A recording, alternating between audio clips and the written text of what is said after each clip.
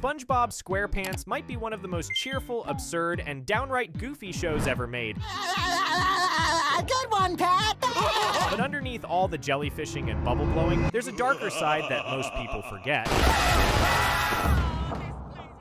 For every episode about friendship or flipping Krabby Patties, there's another one that quietly scarred an entire generation of kids. Whether it's psychological horror, body horror, or just plain emotional trauma, SpongeBob has delivered some truly terrifying moments over the years, often when we least expected it. In this video, we're diving deep into the most terrifying episode in every SpongeBob season. But before we continue the video, make sure to like the video. You know what's crazy? Everyone remembers Rock Bottom from season 1 as that weird episode where SpongeBob gets lost and fish talk funny, but honestly, when you actually watch what happens to our yellow buddy, this episode is straight up traumatic. Picture this, you're having the best day ever at an amusement park with your best friend. SpongeBob and Patrick just spent the whole day at Glove World. They're happy, they're laughing, everything's perfect. Then, boom, wrong bus. One stupid mistake and suddenly SpongeBob's entire world falls apart. The thing that gets me is how quickly everything goes from fun to absolute disaster. That bus ride down the cliff is terrifying. SpongeBob and Patrick are literally screaming as they plummet into this dark alien world. And when they land in Rock Bottom, you can see the panic in SpongeBob's eyes. This place looks like the opposite of everything he knows. It's dark, weird, and full of strange, deep-sea creatures that talk in a way he can't understand. But here's where it gets really sad. Patrick, his best friend in the world, just leaves him. I know it was an accident, but imagine being SpongeBob in that moment. You're already scared and confused, and then the one person who could help you literally drives away. The way SpongeBob chases after that bus, running until he can't breathe, calling Patrick's name, that's pure desperation right there. What makes this episode so brutal is watching SpongeBob's hope slowly die. At first, he's optimistic. I'll just wait for the next bus, he thinks. Easy, right? Wrong. The universe decides to torture this poor guy. Every single time he tries to do something normal, tie his shoe, get a snack, anything, a bus shows up and leaves without him. That candy machine scene is psychological torture. SpongeBob's starving, he just wants one piece of candy, but every time he reaches for it, a bus appears. It's like the world is playing this sick game with him. When that other fish steals his candy after all that struggle, you can see something break inside SpongeBob. The bus station scene hits even harder. SpongeBob waits in line for hours, maybe all day. He's 329th in line. Can you imagine standing there watching hundreds of people go before you, knowing you just want to go home? And when he finally gets to the front, when he finally thinks he's made it, the bus leaves literally 5 seconds early. 5 seconds. But the real gut punch comes when the lights go out. SpongeBob's trying so hard to stay positive, making jokes about being alone in the dark. Then his glove light dies and suddenly he's facing what he calls advanced darkness. That line became a meme, but think about what it really means. When SpongeBob starts hearing those raspberry sounds in the darkness, he completely loses it. He goes from walking to running to sprinting, pure panic taking over. This cheerful, optimistic sponge who always sees the best in everything is now terrified and alone, running blindly through a place that feels like another planet. The really messed up part? None of this had to happen. If SpongeBob and Patrick had just paid attention to where they were going, if the bus driver had been more helpful, if Patrick had waited just a few more minutes,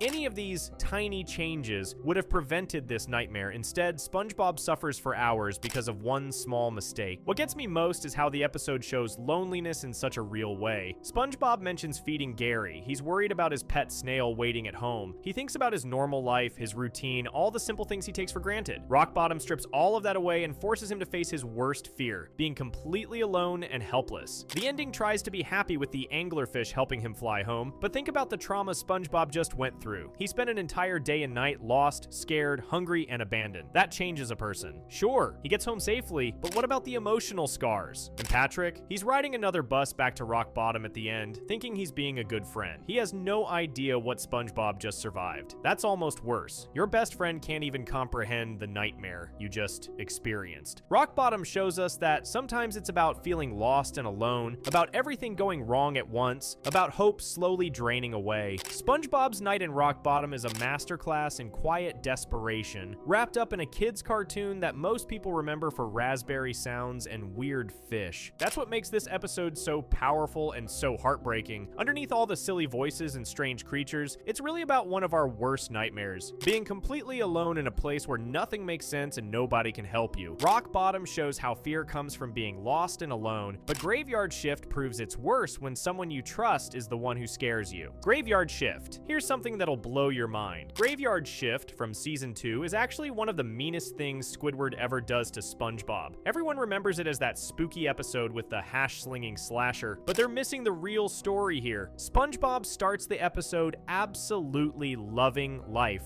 Mr. Krabs just announced the Krusty Krab is open 24 hours, and while Squidward is miserable, SpongeBob is absolutely thrilled. He's singing his little heart out, doing his job with pure joy, cleaning everything at night like it's the most exciting thing in the world. This guy finds happiness in the smallest things, and working the night shift is like a dream come true for him. Then Squidward ruins everything. When SpongeBob shows just a tiny bit of nervousness about taking out the trash in the dark, Squidward sees an opportunity to mess with SpongeBob's head for his own entertainment, and that's exactly what he does. The hash-slinging slasher story is mental torture. Squidward makes up this tale just to scare SpongeBob on purpose. He watches SpongeBob's face, sees the fear building, and keeps going. When SpongeBob tries to guess what the slasher did wrong, forgot the sauce, didn't wash his hands, Squidward keeps saying no, dragging out the suspense until he delivers the brutal punchline about cutting off his hand. But here's what makes it really cruel. Squidward doesn't stop there. He adds all these horrible details about getting hit by a bus, being fired at his own funeral, and coming back for revenge. Then he describes exactly how the ghost will kill them, step by step, watching SpongeBob fall apart with each word. The saddest thing, SpongeBob screams for 20 straight seconds. 20 seconds of pure terror from a guy who was just happy to be working, and Squidward laughs the entire time. He thinks it's hilarious that he just traumatized someone who trusts him. When Squidward finally admits it was a joke, SpongeBob tries to bounce back like always, but the damage is done. You can see it in how he reacts later when the signs start happening. That innocent joy he had about the night shift, gone. Now he's constantly looking over his shoulder, waiting for something horrible to happen, and then karma hits hard. When the lights start flickering, Squidward thinks SpongeBob is trying to get revenge by pranking him, but when he realizes nobody's touching the switch, panic sets in. The phone rings with silence. The walls ooze slime. Everything from his made-up story starts coming true, and suddenly Squidward is the one falling apart. The bus scene is pure terror for both of them. When that shadowy figure steps off with what looks like a spatula, Squidward completely loses it. Hair grows from his head as he screams, and SpongeBob starts crying. Not just from fear, but because he thinks Squidward cares enough about him to dress up and entertain him. Even in his terror, SpongeBob still believes the best about people. When they think they're about to die, both characters reveal their deepest truths. Squidward admits he's always sort of liked SpongeBob, the closest thing to an apology we'll ever get. And SpongeBob, he confesses to using Squidward's clarinet to unclog his toilet. Think about that. Facing death, SpongeBob's biggest guilt is about a harmless prank. The episode tries to end on a happy note when the slasher turns out to be just a guy looking for a job. Everyone laughs about Nosferatu messing with the lights, but the emotional damage is already done. Squidward deliberately destroyed SpongeBob's happiness and then suffered the consequences of his own cruelty. Looking at this episode, what makes it so sad is how Squidward treats SpongeBob. SpongeBob looks up to Squidward, trusts him, wants his approval, and Squidward uses that trust to hurt him for fun. He takes SpongeBob's vulnerability and turns it against him for entertainment. Here's the thing that gets me. This happens everywhere. Someone you think is your friend tells you something that scares you, then laughs when you believe them. They call it just a joke when you get upset, like your feelings don't matter. But the fear they planted in your head doesn't just disappear. SpongeBob started that night excited about spending hours working with Squidward. He thought it would be like a sleepover. Instead, he learned how mean people can be when they're bored and angry with their own lives. The episode is funny because we're watching cartoon characters doing silly things, but take away the animation and you've got a story about someone being mean at work, hurting someone's feelings on purpose, and how fear can ruin even the happiest moments. SpongeBob never deserved to have his joy taken away like that, and Squidward, he learned firsthand that the fear you spread has a way of coming back to haunt you. The saddest thing about Graveyard Shift is watching someone's pure happiness get crushed by someone they trusted. That's real horror right there. Graveyard Shift shows how Squidward uses fear to crush SpongeBob's joy, but in SpongeBob Meets the Strangler, it's SpongeBob who becomes the one quietly doing the crushing. On the surface, it looks like a simple episode where SpongeBob accidentally hires a serial killer as his bodyguard. But dig deeper, and you'll find one of the most twisted examples of mind games in cartoon history. The setup seems normal enough. SpongeBob's doing his job cleaning up litter when some guy starts throwing trash everywhere. SpongeBob calls the cops like any good citizen would, then Squidward drops the bomb. This is the tattletale strangler Strangler, a guy who literally murders people for snitching on him. Most people would run and hide, but SpongeBob, he hires the guy as his bodyguard. Now, here's where it gets really messed up. The show wants you to think SpongeBob is too dumb to realize his bodyguard is actually the Strangler in a fake mustache. But watch closely and you'll see SpongeBob is playing the most twisted game of psychological torture ever put in a kid's cartoon. First, SpongeBob drags the Strangler on the worst shopping trip ever. They spend hours at the grocery store while SpongeBob debates which paper towels to buy. Then it's off to the dry cleaner where SpongeBob suddenly can't remember if those are his pants. Next stop, the perfume store, where SpongeBob makes the Strangler smell different fragrances. The Strangler is getting more and more frustrated and SpongeBob knows it. Every time the guy tries to hurry things along, SpongeBob finds another excuse to waste time. The poor criminal just wants to get somewhere private so he can do his murdering, but SpongeBob keeps him trapped in public spaces with witnesses everywhere. Then comes the house key situation, and this is where things get really dark. SpongeBob spends 20 minutes pretending he can't find his key while the Strangler steams with rage. But the second they need to get inside, SpongeBob casually mentions the spare key under the mat. He knew it was there the whole time. He was torturing this guy on purpose. But SpongeBob's not done yet. When the Strangler suggests climbing through the window, SpongeBob puts on spiky cleats and literally steps on the man's eyeballs for 6 hours. Think about that. 6 hours of metal spikes grinding into someone's corneas while SpongeBob pretends it's an accident. That's not clumsiness, that's sadistic. The parties are the real masterpiece though. SpongeBob somehow managed to invite everyone in town to multiple surprise parties at his house. You don't accidentally send out invitations for your own surprise party. He planned this whole thing knowing the Strangler would be trapped there with dozens of witnesses, unable to do anything but sit in a chair and watch his victims celebrate. Every time the Strangler thinks he finally has SpongeBob alone, another crowd shows up. The guy's mental state is completely falling apart while SpongeBob acts like everything is perfectly normal. When Patrick shows up and SpongeBob suggests he might be the Strangler, Patrick actually believes it and turns himself in.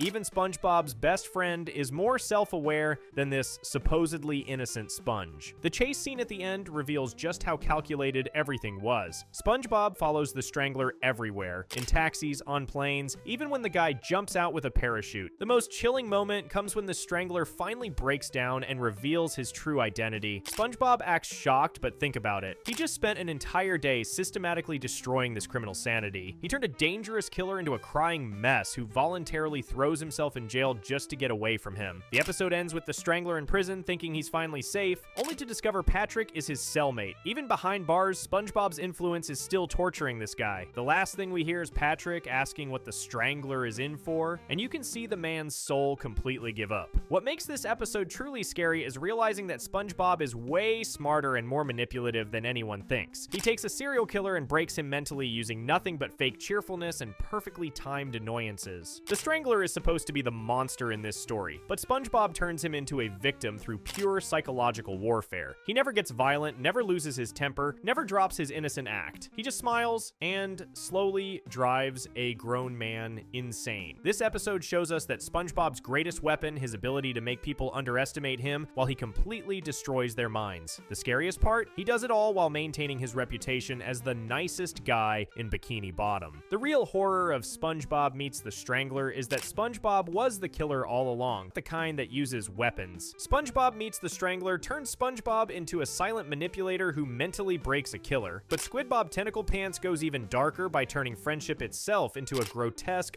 flesh-melting nightmare. SquidBob Tentacle Pants from season 4 is straight up body horror. This episode takes the innocent concept of teleportation and turns it into something that belongs in a David Cronenberg movie. What we get is 11 minutes of pure nightmare that somehow made it past Nickelodeon censors. Squidward's having this dream where he's finally a famous clarinet player, getting all the applause he's ever wanted. Then his alarm goes off and reality hits. Another day at the Krusty Krab. Then SpongeBob visits Sandy, who's built this fancy matter transporter that can move things instantly from one place to another. She demonstrates by zapping an apple onto Mrs. Puff's desk. Cool technology, right? Wrong. This machine is about to create an abomination. SpongeBob asks if the transporter can get him to work faster. Sandy agrees to test it on a living creature for the first time. Red flag number 1 right there, never be the first test subject for experimental technology. But SpongeBob hops in anyway because he's chronically late for work. The teleportation starts fine, but then disaster strikes. As SpongeBob materializes at the Krusty Krab, Squidward happens to be walking by. Part of Squidward's arm gets caught in SpongeBob's body during the transport. Then, Sandy's remote control goes crazy and zaps them both back to her lab. What emerges from that machine is pure horror. SpongeBob and Squidward are now one creature. SpongeBob's regular head sits where it should, but Squidward's head is sticking out of the upper left side of the body like some kind of parasitic twin. They share arms, but in the worst possible way. SpongeBob controls Squidward's hand while Squidward controls SpongeBob's hand. They can't move without fighting each other. The visual is absolutely disturbing. Two separate personalities trapped in one malformed body, neither able to escape. Squidward's face shows pure terror and disgust at being stuck to SpongeBob forever. Meanwhile, SpongeBob thinks this is great because now they can be best buddies and do everything together. The irony is sickening. Sandy tries to fix her mistake by using the transporter again. What follows is a sequence that gets darker with each attempt. First, they appear at a kid's birthday party, traumatizing everyone. Then they materialize as a newborn baby in a hospital, causing the mother to scream in horror. Next, they pop up between two alien creatures trying to have a romantic moment. Each failed attempt shows how wrong this fusion really is. They don't belong anywhere because they're not supposed to exist. They're a mistake, an accident that keeps getting passed around like nobody wants to deal with them. Back at the Krusty Krab, their work life becomes impossible. They crash through the kitchen on a bike because they can't coordinate their movements. When they try to cook, SpongeBob can't reach ingredients while Squidward's head keeps flying around uncontrollably. Mr. Krabs takes one look at this mess and kicks them out, telling them not to come back until they fix their problem. The episode gets really sad when you see Squidward practicing clarinet while fused to SpongeBob. He has this big recital coming up, his chance to finally be recognized as a real artist. But how can he perform like this? His dream is dying because of this fusion. When they try to go home, their houses literally crash together because they can't separate. Even their homes are rejecting this unnatural state. Everything about their existence is wrong. The recital scene is where things get truly twisted. Squidward's so desperate to perform that he wears a cape to hide SpongeBob. But when the cape tears off and reveals their fused form, something unexpected happens. The audience loves it. They cheer for this freak show. For a brief moment, Squidward experiences the fame he's always wanted, but it's built on people staring at him like he's a circus act, not appreciating his music. Then Sandy shows up with her molecular separator ray to fix them. Squidward tries to stop her because he finally has an audience, but it's too late. They get separated, and immediately the crowd hates his regular clarinet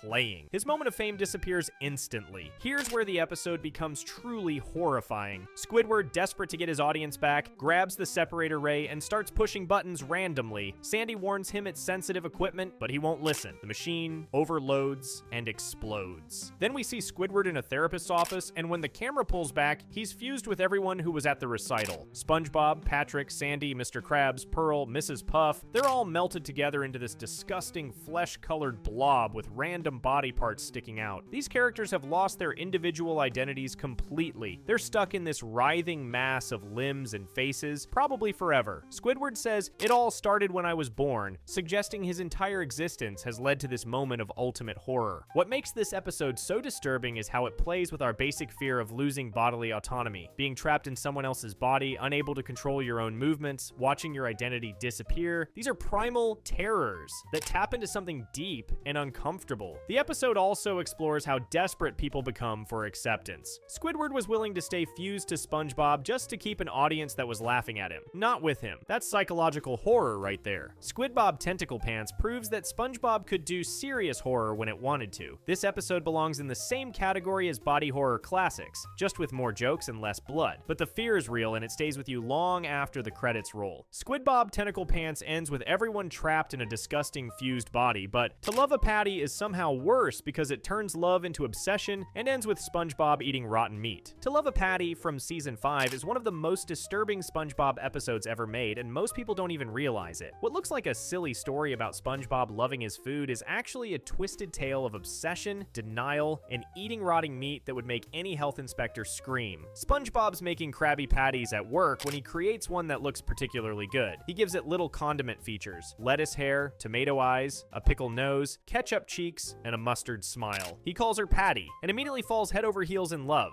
Now, loving your cooking is normal. Being proud of a perfect burger makes sense. But SpongeBob crosses into creepy territory real fast. When customers want to eat the patty, SpongeBob literally screams, "No, I can't let them eat you," and steals the burger away from paying customers. Think about this for a second. SpongeBob is so obsessed with a piece of food that he's willing to sabotage his job and upset customers. He replaces Patty with a burger that has his actual shoe in it, and the customer somehow loves it. Already we're in weird territory. But then SpongeBob takes Patty home and treats treats her like a real girlfriend. He talks to her, makes plans with her, and completely ignores his actual friends Patrick and Sandy when they want to hang out. Patrick is devastated, saying, "I've been replaced by a sandwich."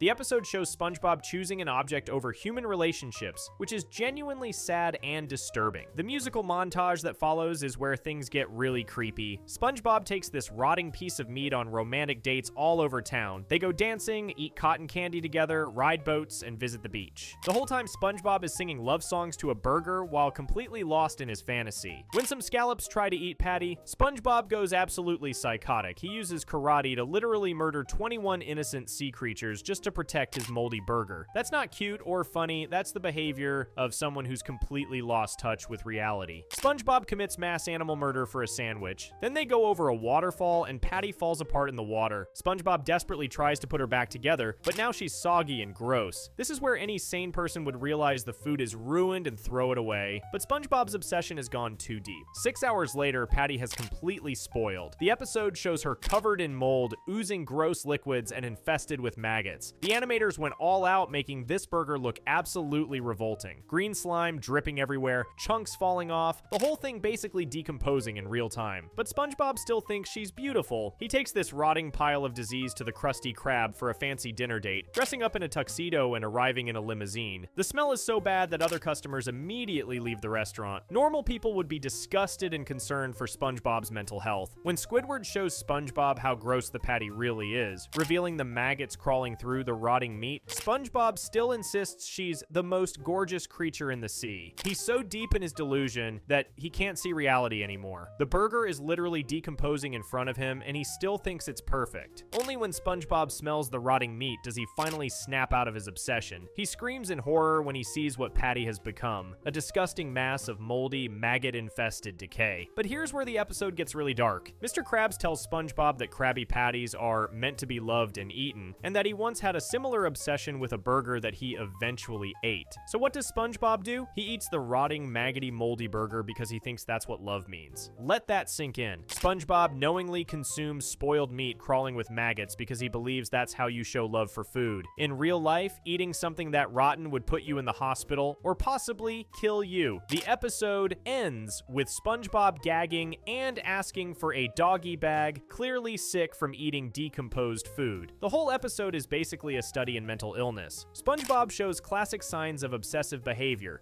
He can't let go of the object of his fixation. He prioritizes it over real relationships. He becomes violent when it's threatened, and he refuses to accept reality even when confronted with obvious evidence. The romantic undertones make it even more disturbing. SpongeBob literally treats this burger like a romantic partner, taking it on dates and singing love songs to it. There are deleted scenes that showed them in bed together, which the creators thankfully removed because even they realized how creepy that was. To Love a Patty is horror disguised as comedy. It's about a man's descent into madness, his complete break from reality, and his willingness to harm himself and others for his obsession. The fact that it ends with him eating rotting meat just drives home how far gone he really is. Most kids watching this probably just saw the silly songs and cartoon violence, but adults should recognize this as a genuinely disturbing portrayal of mental breakdown and unhealthy obsession. SpongeBob needed therapy, not encouragement to eat spoiled food. To Love a Patty ends with SpongeBob eating a maggot-filled burger out of love, but the Splinter somehow goes further by turning a tiny injury into the most disgusting thing ever shown on the show. Before we continue the video, make sure to subscribe to our channel. The Splinter from season 6 is hands down the most disgusting episode SpongeBob ever made. This thing traumatized an entire generation of kids and honestly deserved every complaint it got from parents. What starts as a simple workplace accident turns into pure medical horror that has no business being in a children's cartoon. SpongeBob's having another great day at the Krusty Krab, being his usual cheerful self. He throws his spatula up to the ceiling and it gets stuck, so he climbs up to get it. Classic SpongeBob clumsiness, right? Then he slips on some tartar sauce and drags his thumb across the wooden floor. That's when everything goes wrong. SpongeBob gets a tiny splinter in his thumb. At first, it seems like no big deal, just a small piece of wood stuck in his finger, but the animators decided to make this splinter look absolutely revolting from the start. His thumb immediately turns red and swollen, and you can see this gross wooden spike poking out of his skin. SpongeBob tries to pull it out himself, but his weak arms can't handle it. When he tries to bite it out, his face literally peels off, showing his skeleton underneath. That's your first warning that this episode is going to places no kids show should go. Then Squidward Squidward makes everything worse. He sees the Splinter and immediately starts messing with SpongeBob's head, telling him Mr. Krabs will send him home if he finds out about the injury. Squidward flushes SpongeBob's hat and spatula down the toilet and threatens to tell Mr. Krabs about the Splinter. So SpongeBob panics and calls Patrick for help. Patrick shows up pretending to be a doctor, wearing a fake medical outfit from the dumpster. This should have been funny, but what happens next is pure nightmare.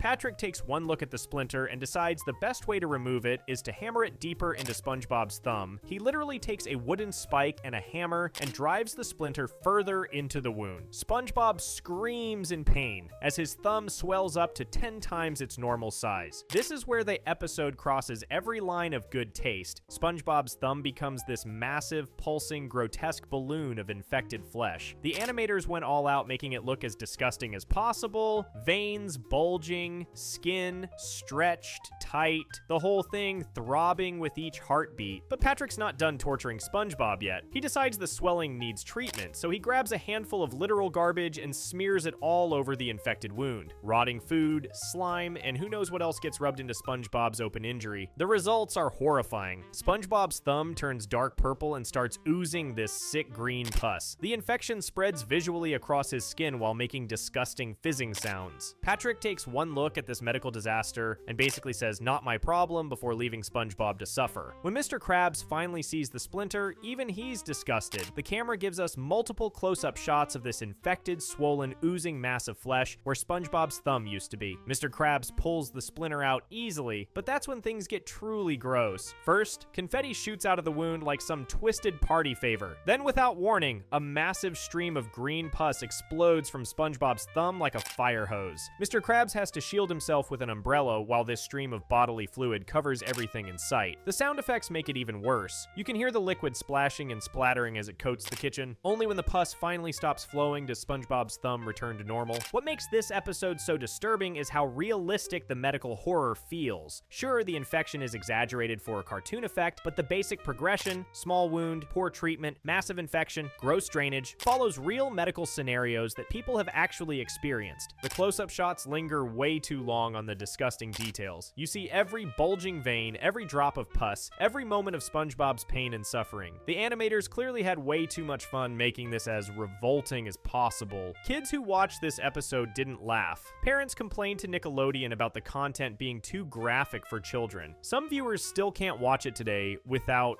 feeling sick. The episode also has this weird sadistic streak where everyone makes SpongeBob's suffering worse. Squidward manipulates him psychologically, Patrick physically tortures him with fake medical treatment, and nobody shows any real concern for his obvious pain and distress. The Splinter proves that SpongeBob could do genuine horror when it wanted to. The fact that they aired this during kids' programming hours shows how completely the writers and network lost track of their audience. Children don't need to see infected wounds spurting pus for entertainment. That's trauma disguised as comedy. Even today, the Splinter stands as one of the most controversial SpongeBob episodes ever made. It's a masterclass in how to take a simple concept way too far and create something genuinely disturbing instead of genuinely funny. SpongeBob's painful injury shows one kind of horror, but what comes next is about ignoring real danger and hurting those closest to you. A Pal for Gary from season 7 is one of the most disturbing SpongeBob episodes ever made, but not for the reasons you'd expect. Sure, Puffy Fluffy is scary as hell, but the real horror comes from watching SpongeBob turn into an abusive, gaslighting monster who refuses to believe his own pet is being tortured right in front of his eyes. The episode starts with SpongeBob feeling guilty about leaving Gary alone while he works. Fair enough, that's actually responsible pet ownership thinking. Gary seems fine watching TV and eating snacks, but SpongeBob's guilt leads him to make the worst decision possible. He buys Gary a friend from some sketchy pet dealer who literally warns him that these creatures are dangerous and hostile toward other pets. The lady shows him pictures and explicitly tells him not to buy one, but SpongeBob completely ignores her because he thinks he knows better. This is where things get really messed up. Puffy Fluffy looks cute and harmless when adults are around, but the second SpongeBob leaves the room, this thing transforms into a literal monster. We're talking 4 razor-sharp tongues, massive fangs, and pure evil intent to murder Gary. The creature immediately starts terrorizing Gary, stealing his food, destroying his toys, and making death threats. But every time SpongeBob comes back, Puffy Fluffy pretends to be innocent while Gary is clearly traumatized and begging for help. Here's where SpongeBob becomes the real villain. Instead of listening to Gary or noticing the obvious signs of abuse, he gaslights his own pet. pet. When Gary tries to show SpongeBob that Puffy Fluffy is dangerous, SpongeBob accuses Gary of being jealous and mean. He punishes Gary for being rude to his abuser. Think about how twisted this is. Gary is being stalked by a predator in his own home, and when he tries to get help from the one person who's supposed to protect him, that person sides with the predator. SpongeBob literally forces Gary to sleep in the same bed as the creature that's trying to kill him. Then Puffy Fluffy grows into this massive monster with multiple mouths and starts hunting Gary through the house. Gary has to fight for his life all night while SpongeBob sleeps peacefully upstairs, dreaming about his grandmother's cooking. Gary tries everything to survive, grabbing kitchen pans as weapons, hiding behind furniture, even putting out a fire that Puffy Fluffy starts when he destroys the library. This innocent pet snail has to become a warrior just to live through the night in his own home. When SpongeBob wakes up the next morning, his house is completely destroyed. The ceiling is cracked, the library is burned, his clothes are shredded, and everything is in ruins. Any normal person would realize something terrible happened and check if their pet is okay, but SpongeBob immediately blames Gary. He doesn't investigate, doesn't ask questions, doesn't consider that maybe the dangerous creature he was warned about might be responsible. He just assumes Gary destroyed everything out of jealousy. The final scene is the most disturbing part of the whole episode. SpongeBob walks into his exercise room to find Puffy Fluffy literally about to eat Gary alive. This monster has Gary wrapped in its tongues, ready to swallow him whole. What does SpongeBob do? He yells at Gary. He tells Gary to put Fluffy down right now and calls him a bad boy for supposedly attacking his friend. Even when confronted with undeniable evidence that this creature is trying to murder his pet, SpongeBob still refuses to believe it. Only when Puffy Fluffy starts trying to eat SpongeBob himself does he realize something might be wrong. And even then, Gary has to save him by using cowboy gear to lasso the monster and drive it away. The episode ends with SpongeBob still not understanding what happened. He asks Gary, "What do you have to say for yourself?" Like Gary did something wrong. Gary just looks at the camera with complete disappointment and defeat. What makes this episode truly horrifying is how realistic the abuse dynamics are. Puffy Fluffy represents every manipulative abuser who acts sweet around authority figures, but terrorizes their victims in private. SpongeBob represents every enabler who refuses to believe abuse is happening because the abuser seems so nice to them. Gary represents every abuse victim who tries to report what's happening,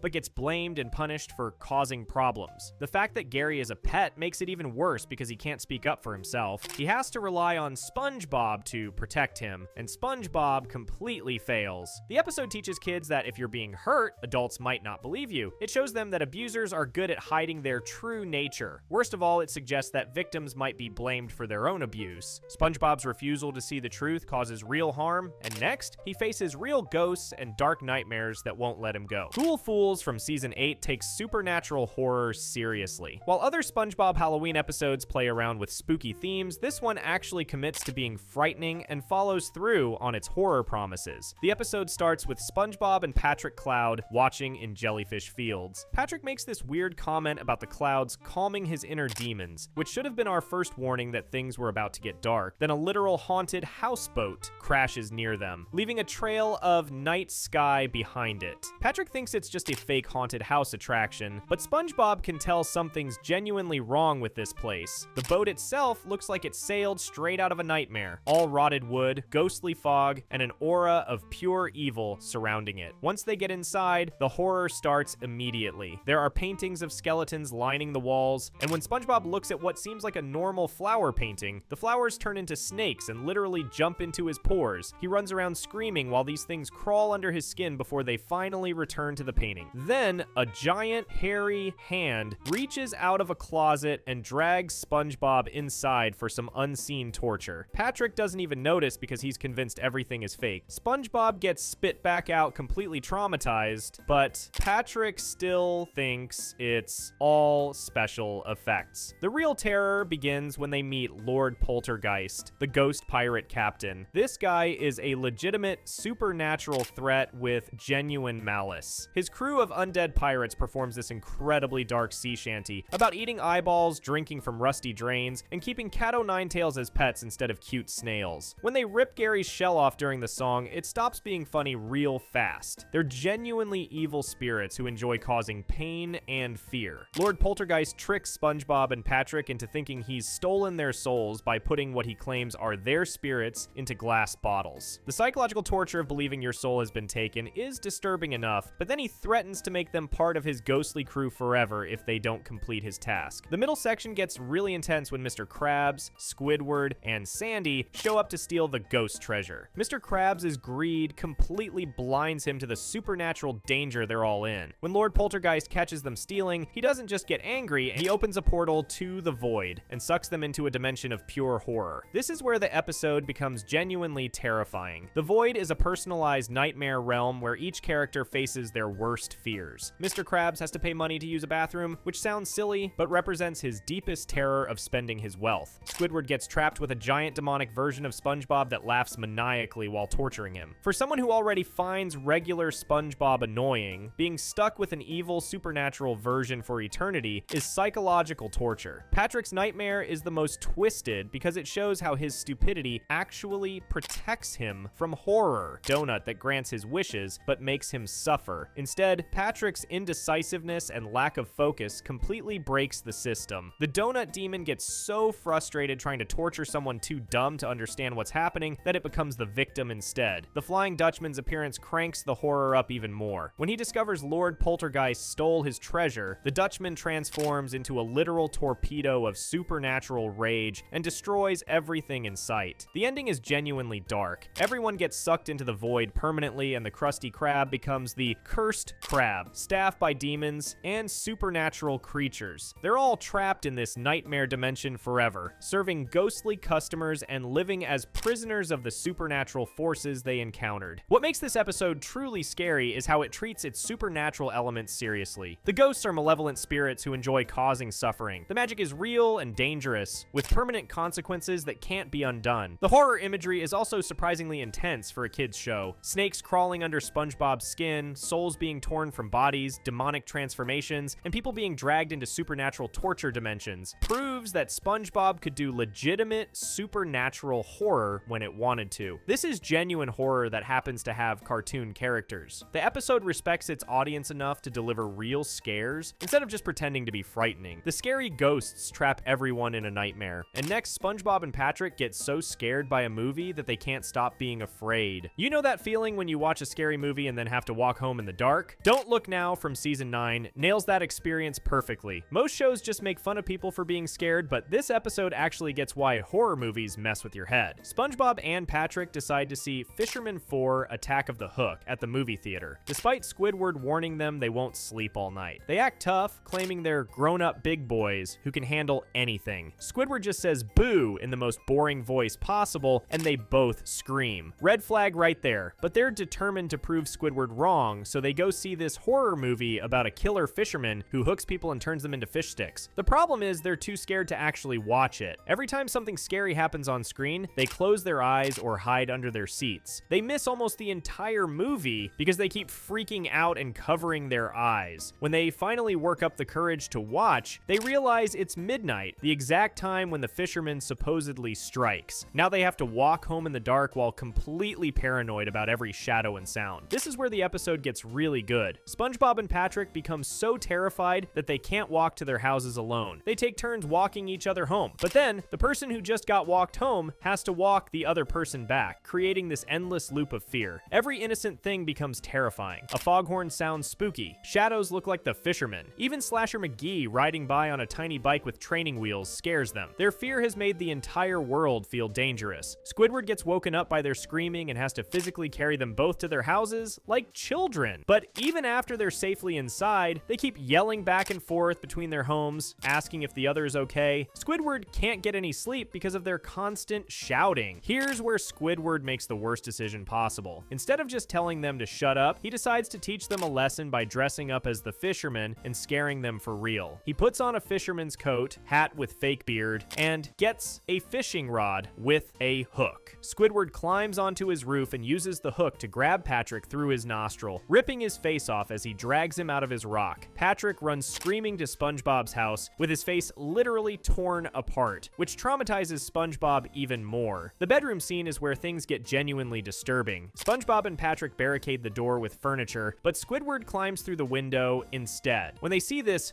fisherman in their room, they completely lose it. In their terror, SpongeBob and Patrick do something really weird. They exchange underwear so they don't die alone. That's such a bizarre detail that it makes their fear feel more real and desperate. But then something goes horribly wrong. When Squidward starts laughing laughing at how scared they are, SpongeBob and Patrick think the fisherman is eating Squidward alive. SpongeBob and Patrick think the fisherman is eating Squidward alive, so they attack the costume, trying to save their friend by beating up the monster. They throw Squidward out the window, and Patrick drops heavy objects on him, putting Squidward in a coma. An ambulance has to come get him. SpongeBob and Patrick think they've defeated the monster and saved Squidward's life, not realizing they nearly killed him. The final twist is perfect horror movie material. Just when everyone thinks it's over, the fisherman costume starts moving again, but this time without Squidward inside it. Even Squidward gets scared because he knows he's not controlling the costume anymore. They all scream and jump into the ambulance, only to discover that Gary was just playing in the costume. The monster was just a curious pet snail the whole time. What makes this episode work so well is how it treats fear seriously. SpongeBob and Patrick's terror feels real and relatable. Anyone who's ever watched a scary movie and then had to walk home in the dark knows exactly how they feel. The episode also shows how fear can make people do stupid things. Squidward's prank backfires spectacularly because scared people don't think clearly. SpongeBob and Patrick's rescue attempt nearly kills their friend because they were too panicked to see what was really happening. Don't Look Now succeeds as horror because it respects the emotion of being scared. Fear is shown as a powerful force that can completely change how you see the world around you. SpongeBob and Patrick's fear traps them in a cycle of panic and chaos, but next, their world turns savage when a mysterious moon transforms friends into wild, dangerous creatures. Before I tell you about Season 10's terrifying episode, don't forget to hit that subscribe button. Okay, so imagine you're watching your favorite cartoon and suddenly it turns into a nature documentary from hell. That's exactly what Feral Friends does to SpongeBob, and honestly, it's the stuff of nightmares. This episode begins with Sandy's having a birthday party at Jellyfish Fields with all her friends. Everything's normal, everyone's happy, Patrick eats Sandy's cake because of course he does, but then the ground starts shaking, and this creepy green moon called Neptune's moon rises from a volcano. And that's when things go completely insane. The moment that green light touches anyone, they transform into realistic versions of their actual sea creatures. But here's the thing, when I say realistic, I mean disturbingly, uncomfortably realistic. SpongeBob becomes this weird kitchen sponge-shaped filter feeder that literally eats bacteria. Patrick turns into this gross, slimy starfish that ejects his stomach to eat. What makes this episode absolutely terrifying is how the animation completely changes. One second you're watching your familiar cartoon friends, and the next second they're these grotesque, realistic sea creatures that look like they crawled out of a biology textbook. The contrast is jarring and deeply unsettling. It's like watching your childhood friends turn into monsters. Sandy becomes the sole survivor because she's a land mammal, not a sea creature. But instead of relief, this creates pure terror. She has to watch all her friends lose their minds and personalities, becoming wild animals driven only by instinct. Mr. Krabs turns into a scavenger crab eating garbage. Mrs. Puff becomes a predatory pufferfish trying to eat Mr. Krabs. Larry molts his shell and then eats it, which is absolutely disgusting. They can't talk, they can't think, they can't remember who they are. Pearl becomes a massive sperm whale who swallows her phone. Squidward transforms into a giant octopus that becomes the main threat of the episode. Speaking of Squidward, his transformation is the most terrifying part. This giant octopus version of him stalks Sandy like a horror movie monster. He uses his beak to cut through her supposedly indestructible tree dome, flooding it and hunting down his former friends to eat them. The way he methodically breaks through the glass and pursues Sandy and the others feels like something out of Jaws. Sandy desperately tries to protect her transformed friends by keeping them in an aquarium, but they're still acting on pure animal instinct. Mrs. Puff keeps trying to eat Mr. Krabs. SpongeBob is filter feeding bacteria that literally scream as they get consumed. It's like babysitting a group of dangerous wild animals that used to be your best friends. The episode doesn't shy away from the predator-prey relationships either. The French narrator explains how these creatures would naturally behave, and it's brutal. Octopuses eat fish. Whales eat smaller sea life. Crabs scavenge for garbage. The show temporarily abandons its usual friendship themes and embraces the harsh reality of ocean survival. What's really disturbing is how helpless Sandy becomes. She's always been the smart, capable one who solves problems with science and karate, but here she's completely out of her element, literally running for her life from her own friends. When Squidward grabs her with his tentacles and tries to eat her, the terror feels real. The climax where Sandy has to summon Pearl to fight Squidward is insane. Two massive sea creatures battling while Sandy tries to keep her smaller friends safe. It's like watching King Kong fight Godzilla, except these monsters used to be your cartoon buddies sharing birthday cake. Even when everyone transforms back to normal after 2 hours, there's an unsettling aftermath. Everyone's clothes have dissolved, so they're all naked and embarrassed. It's a weird detail that adds to the discomfort. The experience has left them vulnerable and changed, but the episode episode isn't done traumatizing viewers. Just when you think it's over, Neptune's sun appears and transforms Sandy into a realistic land squirrel. The cycle continues, proving that no one is truly safe from these cosmic forces. The genius of Feral Friends is how it takes the familiar SpongeBob formula and twists it into something genuinely frightening. The show has always played with the idea that these are sea creatures, but usually in a cute, sanitized way. This episode forces viewers to confront the reality of what these characters actually are: wild animals with natural instincts to hunt, eat, and survive. For kids who grew up seeing SpongeBob and Patrick as harmless cartoon friends, watching them become realistic predators is genuinely traumatic. The episode proves that SpongeBob can do horror when it wants to, and it's absolutely terrifying. Sometimes the scariest thing is seeing something familiar become completely alien and dangerous. After everyone turns into wild animals, Season 11 gets even darker when SpongeBob and Patrick start terrifying Squidward in a way no one saw coming. Okay, let's talk about the episode from Season 11 that made grown adults question what they were watching. Ink Lemonade is hands down one of the most disturbing things SpongeBob has ever put on air, and honestly, I'm surprised it even made it past the censors. Patrick's running a lemonade stand, but he's literally just selling water because he doesn't understand how lemonade works. Classic Patrick, right? Squidward gives him a rotten lemon out of spite, and everything seems normal for about 30 seconds. Then SpongeBob sneaks up behind Squidward with a megaphone and screams. Squidward gets so startled that ink shoots out of his nose into Patrick's pitcher. When SpongeBob drinks it, he discovers it's absolutely delicious. And that's where this episode takes a hard left turn. Patrick realizes he needs more ink, so he decides the best strategy is to completely traumatize Squidward. And when I say traumatize, I mean it literally. The first thing Patrick does is knock on Squidward's door and rip his own skin off. Not metaphorically, he actually tears his flesh apart to reveal his internal organs. His jaw, trachea, heart, lungs, and intestines are all hanging out for everyone to see. Let me repeat that. A children's cartoon showed a character performing self-mutilation to expose his internal anatomy. The fact that this aired on Nickelodeon is absolutely wild. Patrick's intestines even talk to Squidward, asking for squid squeezings like this is totally normal behavior. But wait, it gets worse. Patrick's next brilliant idea is to bring a giant red sea spider into Squidward's house. It crawls around Squidward's living room while he's trying to listen to music, and Squidward has to climb the walls and hide on his kitchen cabinets like he's in a horror movie. The spider scene is so intense that Squidward becomes genuinely paranoid. He starts hearing sounds everywhere, hiding under rugs and jumping at every little noise. The poor guy develops what looks like legitimate PTSD from this whole experience. Then Patrick decides one traumatic event isn't enough and creates an entire haunted house setup outside Squidward's door. We're talking full horror movie production here. Creepy music, jump scares, the works. There's a scene where Squidward ends up in a spooky nursery with disturbing lullaby music playing in the background. Patrick even dresses up as a creepy baby and calls Squidward Dada in the most unsettling way possible. The haunted house sequence feels like something out of a psychological thriller. Squidward gets transported to a fake Krusty Krab that's supposed to be 60 years in the future, complete with a puppet version of his elderly self. The whole thing is designed to mess with his head, and it works perfectly. What makes this episode so upsetting is how Patrick keeps messing with Squidward non-stop. He keeps doing it again and again, slowly breaking him down just to make money. The voice actor Roger Bumpus said this was the hardest episode he'd ever worked on because he had to repeatedly scream, spray ink sounds, and run away in terror. That's a professional voice actor saying a SpongeBob episode was too intense for him to handle easily. And just when you think the episode might end on a lighter note, it doesn't. SpongeBob and Patrick move on to selling cookies, which seems harmless until they reveal the cookies are made with spider eggs. The giant spider returns and baby spiders start crawling out of Squidward's mouth while he screams and sprays ink all over the screen. The episode literally ends with Squidward's mouth full of spider babies. What's really unsettling is how casually SpongeBob and Patrick treat the whole situation. They're completely oblivious to the fact that they're psychologically destroying their neighbor. That somehow makes it even more disturbing than if they were doing it on purpose. After Patrick and SpongeBob's cruel tricks broke Squidward's mind, Season 12 got even darker with Plankton becoming a scary ghost and a shocking ending that scared the audience. Let's talk about the SpongeBob episode from Season 12 that seriously felt like a full-on horror movie. The Ghost of Plankton is downright terrifying. It's one of the creepiest things the show has ever done. The whole thing starts with Plankton watching a horror movie where a grandmother ghost is chasing some poor woman through a haunted house. The woman tries to hide, but the ghost just floats right through the door and completely engulfs her while she's screaming. That's already pretty intense for SpongeBob standards, but this episode is just getting started. Plankton gets inspired and decides he wants to become a ghost so he can steal the Krabby Patty formula. He builds this nightmare machine called called a ghost extractor that literally looks like a skull. The thing grabs him with robot arms and squeezes his soul out of his body like he's a tube of toothpaste. Watching Plankton's spirit separate from his physical form is genuinely disturbing. His lifeless body just sits there while his ghost floats away. But here's where things get really scary. When Plankton tries to grab the secret formula, he can't pick anything up because he's a ghost. That's when the Flying Dutchman shows up, and this guy is absolutely terrifying in this episode. He starts teaching Plankton how to be a proper ghost, and every lesson is basically a masterclass in horror. The shape-shifting lesson is nightmare fuel. The Flying Dutchman transforms into different monsters: a horrifying creature with multiple eyes, a giant walrus, a rattlesnake, and then pearl crabs. But when he turns into Pearl, Plankton screams in absolute terror because he's afraid of whales. The whole sequence is designed to be as scary as possible. Then comes the scaring lesson, and this is where the episode goes completely off the rails. The Flying Dutchman demonstrates proper scaring technique on some random robber. He roars so loudly and makes such a terrifying face that the guy literally falls apart. We're talking about his clothes, skin, muscles, and skeleton just separating from his body, leaving only his brain, eyes, and nervous system floating around. That's not cartoon violence, that's body horror. When Plankton tries to scare someone, he accidentally looks in a mirror and scares himself so badly that his own ghost skin splits apart, revealing his ghost skeleton underneath. The image of Plankton's ghostly remains floating around is genuinely disturbing. The haunting lesson takes place at Squidward's house, and this sequence feels like something out of a legitimate horror movie. Plankton possesses Squidward's bed and turns it into this green, ectoplasm-dripping monster with a giant mouth.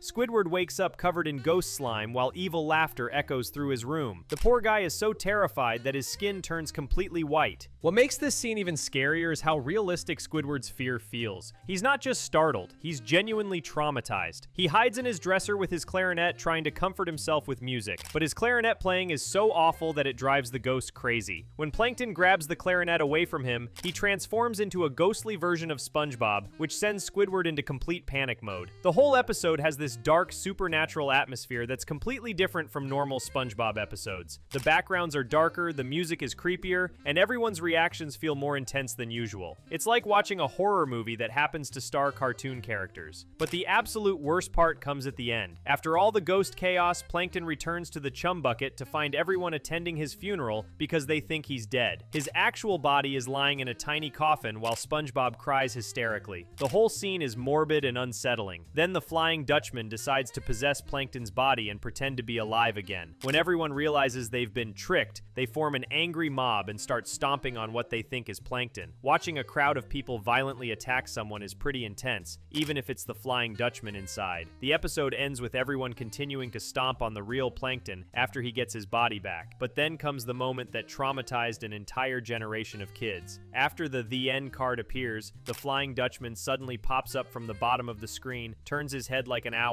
and lets out this bone-chilling scream directly at the audience. That jump scare breaks the fourth wall completely. The Flying Dutchman isn't scaring someone in the show, he's scaring you, the person watching. Kids weren't expecting it, and it caught everyone completely off guard. The fact that it happens after the episode officially ends makes it even more shocking. Plankton's ghost story got really scary, and now season 13 gets even weirder with Slappy Days, full of creepy body horror and strange stuff treated like it's normal. Imagine this. You wake up in the morning and have to choose which head to put on your body from a collection of severed heads sitting on your nightstand. That's literally how Slappy Days opens, and it only gets more disturbing from there. This episode is absolutely terrifying, and honestly, it feels more like a horror short film than a SpongeBob episode. The whole thing starts in Nosferatu's castle, which already sets a creepy tone, but what happens next is genuinely disturbing. We see Slappy's headless body walking around in pajamas, and then it approaches 4 identical severed heads just sitting there like trophies. The heads are all begging, pick me, while this headless creature decides which one to attach for the day. Think about how messed up that concept is. This guy has multiple spare heads and he just picks one each morning like he's choosing a hat. The other heads sigh in disappointment when they're not chosen, which means they're all conscious and aware of being rejected. That's psychological horror disguised as cartoon comedy. Then comes Slappy's morning routine, which is absolutely grotesque. He goes to take a shower, but instead gets wrapped up in spider webs by a giant sea spider named Esmeralda. The spider sprays him with its silk, and during this process, his flesh melts away until he's just a skull. He treats this like it's totally normal, chatting casually with the spider while his face dissolves. The casual nature of the body horror is what makes it so disturbing. Slappy doesn't react with pain or fear when his head becomes a skeleton. He acts like this is just part of his daily hygiene routine. That kind of normalization of grotesque imagery is genuinely unsettling. When Slappy serves breakfast to Nosferatu, we discover the vampire has a cold that makes him randomly transform between human and bat form every time he sneezes. Watching this uncontrolled shape-shifting is pretty disturbing, especially when Slappy has to cage him like an animal to take him to the doctor. The doctor's office scene introduces even more horror elements. Dr. Calamari has a monster assistant holding a steaming iron, and the whole place feels like a medical torture chamber. When Nosferatu hypnotizes the doctor into bringing him blood samples, it shows how easily these supernatural creatures can control normal people's minds. But the scariest part happens when Slappy goes to kill time in Bikini Bottom. At the arcade, he starts dancing and his entire body falls apart. His arms and legs detach and start kicking other kids while his head flies across the room into a basketball hoop. The kids cheer like this is normal entertainment, but watching someone's limbs separate and act independently is pure body horror. The carnival scene gets even weirder. When Slappy tries to play a water gun game, he loses control and accidentally shoots water into the barker's mouth. The barker's head fills up with water until it literally explodes, soaking everyone nearby. A man's head exploding should be traumatic, but everyone treats it like a fun carnival trick. At the pet store, Slappy has a romantic encounter with his girlfriend Slippy. Their idea of flirting involves calling each other disgusting, horrifying, gruesome, and stink lips. Their twisted relationship shows how these creatures have completely different standards of what's attractive or romantic. When they almost kiss, it's genuinely uncomfortable to watch. The cemetery picnic scene is classic horror imagery. Slappy sits among graves talking to dead people like they're old friends. When he asks Mr. Ribeye for the time, a skeleton hand emerges from the ground wearing a watch. The fact that Slappy has casual conversations with corpses shows how disconnected he is from normal life and death. When Slappy returns to the doctor's office, everyone has been hypnotized by Nosferatu. All the patients are sitting there chanting Nosferatu over and over like they're in a cult. The doctor snaps out of it just long enough to give medical advice before going back to his trance-like state. The ending is completely insane. Nosferatu puts on a flea collar, and hundreds of fleas fly out of his body. Slappy catches them and puts them on a sandwich, planning to eat them later. The casual way he treats parasites as food is absolutely disgusting. But the absolute worst moment comes at the very end. As Nosferatu and Slappy fly home together, the moon suddenly grows a mouth and swallows them both. The moon is a living creature that eats people. That final image of the moon's giant mouth consuming the characters is genuinely terrifying. What makes Slappy Days so disturbing is how it normalizes horror. Body parts falling off, heads exploding, people being hypnotized, creatures eating parasites. All of this is treated like everyday life. The episode creates a world where the most grotesque and horrifying things are completely normal, which is more unsettling than traditional scares. This episode proves that SpongeBob can be genuinely frightening when it embraces horror themes. The body horror, supernatural elements, and complete normalization of disturbing imagery make this one of the most unsettling episodes in the entire series. Slappy Days shows how SpongeBob can be creepy in small ways, but Creepaway Camp goes all in with real scary horror and violence like you've never seen before. There's something genuinely disturbing about taking beloved childhood characters and throwing them into a full-blown horror movie, and that's exactly what Creepaway Camp does. This 44-minute Halloween special is basically SpongeBob meets Friday the 13th, and it's way more terrifying than it has any right to be. The episode opens with classic horror movie vibes. A mysterious, muscular figure in the shadows writing threatening letters to all the former Camp Coral campers. Right from the start, you know this isn't going to be your typical SpongeBob adventure. The atmosphere is dark, creepy, and filled with ominous sounds that would make most kids want to hide behind the couch. When everyone arrives at Camp Coral for what they think is a reunion, they find the place completely destroyed and falling apart. This has become a horror movie set. The broken buildings, collapsed signs, and general decay create this really unsettling atmosphere that feels nothing like the usual bright and colorful SpongeBob world. But here's where things get really scary. People start disappearing one by one, and not in a funny cartoon way. The mysterious figure systematically hunts down each character using genuine horror movie tactics. We're talking about characters getting snatched from behind, pulled into bushes, dragged underwater, and yanked through walls. The episode follows classic slasher film rules perfectly. Harvey even explains the actual rules of surviving horror movies to the remaining characters. Don't go off alone, don't say, "I'll be right back," and no romantic stuff. The fact that a SpongeBob character is literally giving survival tips from real horror films shows how seriously this episode takes its scary premise. What makes this episode particularly disturbing is how it builds tension. Unlike most SpongeBob episodes where everything is resolved quickly with humor, Creepaway Camp lets the fear simmer. Characters spend long stretches genuinely terrified, thinking their friends are dead. There's real psychological psychological horror happening here. The disappearances themselves are genuinely creepy. Lady Upturn gets pulled through a clock, the anchovies vanish from an outhouse, Bubble Bass gets attacked in the shower in a scene that directly references Psycho, and Kevin gets his tentacles ripped off before being dragged underwater. These aren't silly cartoon mishaps, they're actual horror movie sequences. One of the most unsettling aspects is how the episode plays with audience expectations. You keep waiting for the typical SpongeBob humor to kick in and make everything okay, but it doesn't happen. The characters remain genuinely scared throughout most of the episode. Even when they try to make jokes, the horror atmosphere overpowers everything else. The visual design is also genuinely frightening. The mysterious figure is built like a horror movie monster, muscular, shadowy, and threatening. The decaying camp looks like something from a post-apocalyptic nightmare. Even familiar characters look more menacing in this darker setting. When characters get killed, they disappear completely for long stretches of the episode. This isn't like typical cartoon violence where someone gets flattened and immediately pops back up. People vanish and stay gone, making viewers genuinely worry about their fate. The episode commits to its horror premise in a way that's actually unsettling. The Bubble Bass shower scene is particularly disturbing. He's scrubbing himself while the figure approaches from behind, and the whole sequence is shot like a classic horror movie murder scene. The camera angles, the music, and the pacing all scream, someone's about to die, in a way that feels completely wrong for a kid's show. Even when the truth is revealed, that Elwood has been kidnapping everyone because he was left behind at camp and just wanted his friends back, the episode doesn't completely abandon its horror atmosphere. Elwood himself is presented as this muscular, intimidating figure who's been living alone in the woods for years. That's genuinely disturbing backstory for a children's cartoon. The scariest part might be how the episode normalizes horror movie logic. Characters discuss murder, death, and survival tactics like it's completely normal. The fact that this is happening in the usually innocent SpongeBob universe makes it feel even more wrong and unsettling. What really sets this episode apart is its commitment to genuine scares over comedy. Most SpongeBob Halloween episodes mix spooky elements with humor, but Creepaway Camp plays its horror completely straight for most of its runtime. The jokes that do exist feel nervous and uncomfortable rather than genuinely funny. The episode also benefits from being 44 minutes long, which gives it time to build real atmospheric dread. Shorter episodes would have to rush to the resolution, but this special lets the fear marinate. Characters spend genuine time being scared, which makes viewers feel scared too. Creepaway Camp shows horror and death in SpongeBob's world, and then unidentified flailing octopus makes it even scarier with creepy aliens and body horror. Imagine waking up one morning and your eyes suddenly grow mouths, start screaming, then rip themselves out of your head and run away to hide in your toilet. That's literally what happens to Squidward in this episode, and it's absolutely terrifying. Unidentified flailing octopus from season 15 starts innocently enough with SpongeBob and Patrick watching a news report about UFO sightings. They put on tinfoil hats and start hunting for aliens in Squidward's garden, completely destroying his flowers in the process. Classic SpongeBob setup, right? You think you know where this is going. Squidward gets so annoyed that he decides to teach them a lesson by creating a fake UFO using a fishing pole and some weird alien mask. He successfully convinces SpongeBob and Patrick that aliens don't exist, and they go off to play superheroes instead. Squidward feels proud of himself for being the voice of reason. But here's where the episode takes a hard turn into genuine horror territory. The moment Squidward goes back inside, actual aliens show up. These aren't cute cartoon aliens either. They're these creepy tiki-headed creatures who want to steal Squidward's house as some kind of artifact for their collection. The aliens see Squidward as a parasite that needs to be eliminated, so they break into his house while he's sleeping and start spraying him with this green chemical. When Squidward wakes up, his eyes literally transform into screaming mouths. Not metaphorically. His actual eyeballs grow teeth and start shrieking in terror before popping out of his head and scurrying away like terrified animals. This body horror sequence is genuinely disturbing. Watching Squidward's eyes become independent creatures that flee from him in fear is nightmare fuel. The fact that they hide in his toilet like they're seeking shelter from their own body is deeply unsettling. What makes it even scarier is how Squidward handles the situation. He calmly opens his dresser drawer and puts on a spare pair of eyes like this is totally normal. The casual way he deals with his body parts becoming sentient and running away suggests this kind of thing happens regularly in his world, which is somehow more disturbing than if he had panicked. The aliens themselves are genuinely threatening. They're not the typical goofy SpongeBob villains. They're cold, calculating, and completely indifferent to Squidward's suffering. When they attack him with spray cans and drilling equipment, there's real menace behind their actions. They view him as nothing more than a pest to be exterminated. When Squidward tries to fight back, he realizes SpongeBob and Patrick are in SpongeBob's house playing dress-up, which means the aliens attacking him are real. The moment of recognition when he understands that everything he just dismissed as impossible is actually happening creates this perfect horror movie beat. His worldview completely collapses in real time. The aliens then beam up his entire house with him clinging to it, dragging him into their mothership. The space sequences are genuinely creepy, with sterile alien environments and weird experimental chambers. When Squidward tries to escape into space, he starts suffocating and has to crawl back inside, showing how truly trapped he is. The probing scene subverts expectations in the most psychologically disturbing way possible. Instead of the typical physical examination you'd expect from alien abduction stories, they force Squidward to talk about his childhood trauma and relationship with his mother. This psychological torture is somehow more invasive and uncomfortable than any physical probe would have been. The aliens get so annoyed by Squidward's endless stories about his mother that they literally dump him back on Earth just to get rid of him. The idea that someone could be so psychologically exhausting that even alien scientists give up on studying them is both funny and deeply sad. But the most horrifying part comes at the end. When Squidward tries to tell SpongeBob and Patrick what happened, they refuse to believe him because of what he told them earlier about aliens not existing. Patrick literally shuts him up by closing him inside his own mailbox. Squidward is trapped with the knowledge that aliens are real, but nobody will ever believe him because of his own skepticism. This ending is pure psychological horror. Squidward now knows the truth about alien life, but he's completely powerless to convince anyone else. He's stuck with this terrifying knowledge while everyone around him thinks he's either lying or crazy. That kind of isolation and helplessness is genuinely frightening. The episode also features some seriously disturbing imagery throughout. The alien breeding chambers with eggs hatching baby aliens, Squidward floating helplessly in space, and the clinical coldness of the alien experiments all contribute to an atmosphere of genuine dread. What makes this episode so effective is how it starts as a typical SpongeBob story about silly misunderstandings, then gradually transforms into legitimate science fiction horror. The body horror elements, psychological torture, and cosmic indifference create something that feels completely wrong for a kids show. And here you have it. Before you click off the video, make sure you're subscribed to our channel.